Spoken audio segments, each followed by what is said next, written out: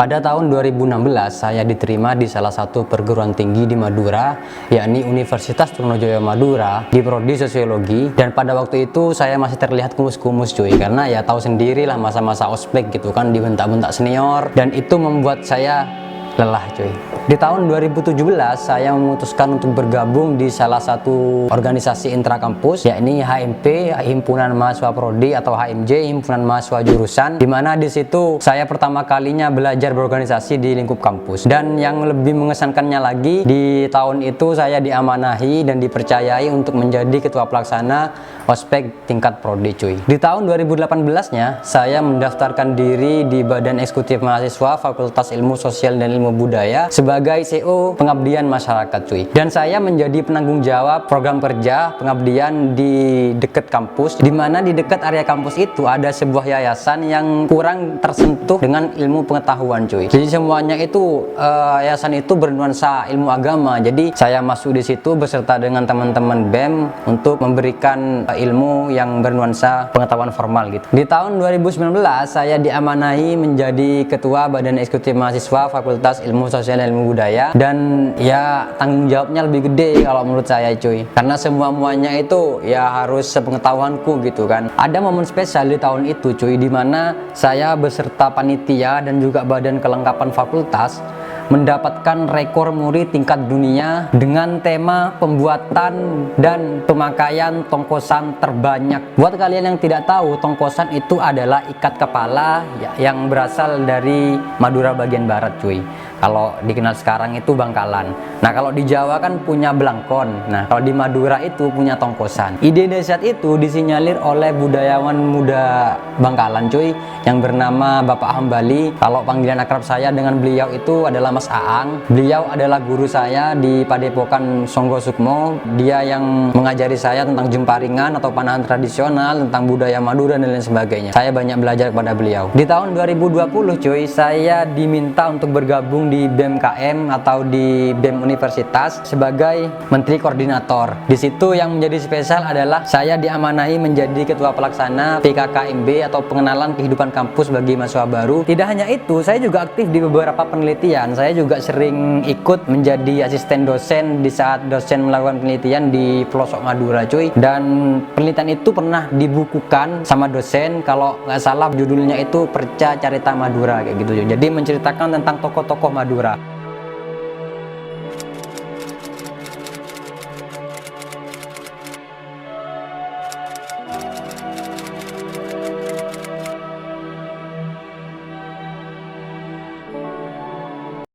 Ya yang namanya mahasiswa gitu kan, yang katanya agent of change, social of control, Iron Man, Iron Stark gitu kan.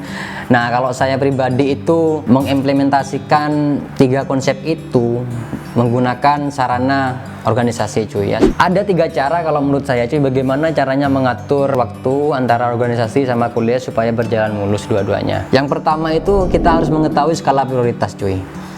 Ingat ya, kita itu pergi dari rumah ke kampus itu tujuannya kita itu kuliah cuy, bukan mengikuti organisasi. Jadi prioritaskan kuliah, organisasi itu sampingan aja cuy, sebagai pelengkap gitu.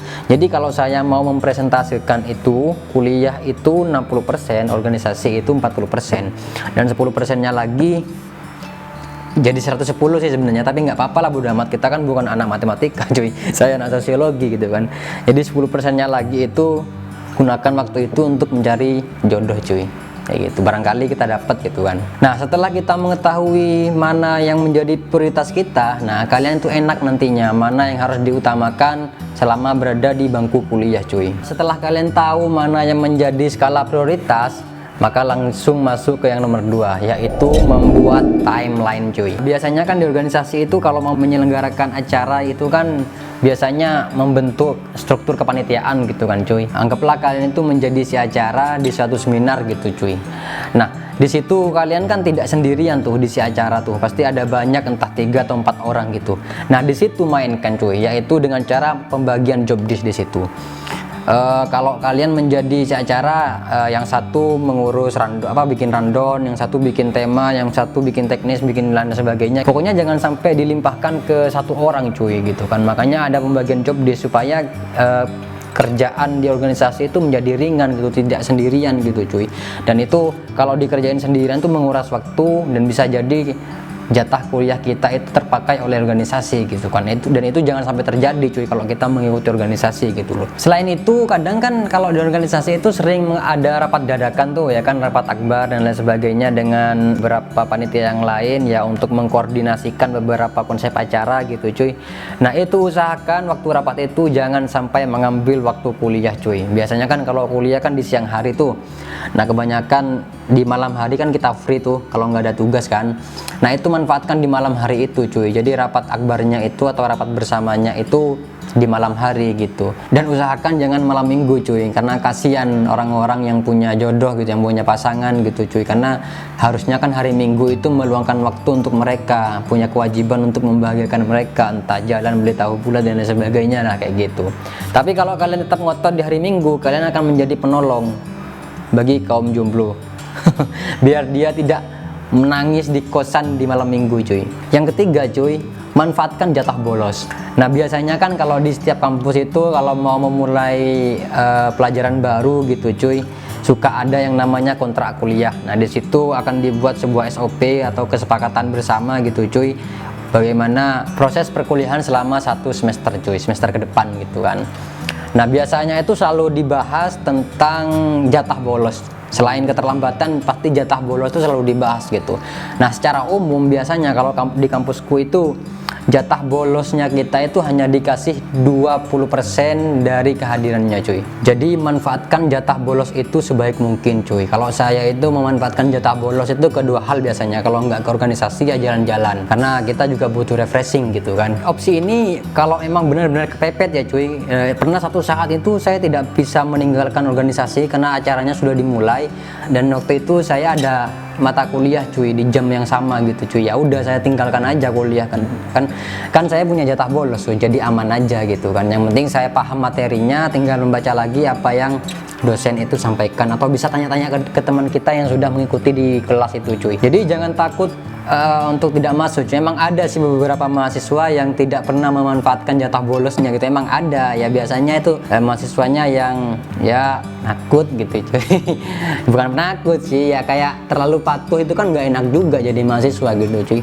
Kan mahasiswa itu kan makhluk yang bebas gitu untuk berekspresi ya, masa ada jatah bolos nggak mau dipakai, toh kita memakainya dalam bentuk kebaikan di organisasi gitu cuy. Jadi itu bermanfaat juga untuk diri kita dan kedepannya juga bakal menjadi orang yang lebih baik gitu kan. Soalnya bosen juga kalau di kampus, masa kita harus hidup di kotak kelas terus cuy, nggak ada di kegiatan lain. Makanya gunakan jatah bolos gitu. Itu cuy, itu yang keempat itu manfaatkan jika kepepet loh ya. Saya tidak menganjurkan. Kalau saya sering menggunakan itu gitu, tidak pernah titip absen, tidak, karena saya menggunakan penuh jatah bolos itu. Dan terakhir dari saya cuy, ini sebagai closing statement, saya pernah menonton videonya Raditya Dika. Dia pernah bilang seperti ini, tidak ada yang lebih membahagiakan selain lulus tepat waktu. Karena orang tua kita itu sudah menanti kita selama 4 tahun cuy. Jadi kebahagiaan itu sangat besar rasanya jika kita lulus tepat waktu, dan itu akan menjadi kebanggaan bagi orang tua kita. Ya iyalah, jadi kebanggaan orang tua kita pamer nantinya ke tetangga bahwa anaknya tuh lulus gitu cuy. kali ya tahu lah. Itu cuy dari saya cuy. Kalau kalian punya tips lain atau punya pendapat lain, silahkan tulis di kolom komentar, kita diskusi di situ cuy. Oke? Thank you cuy.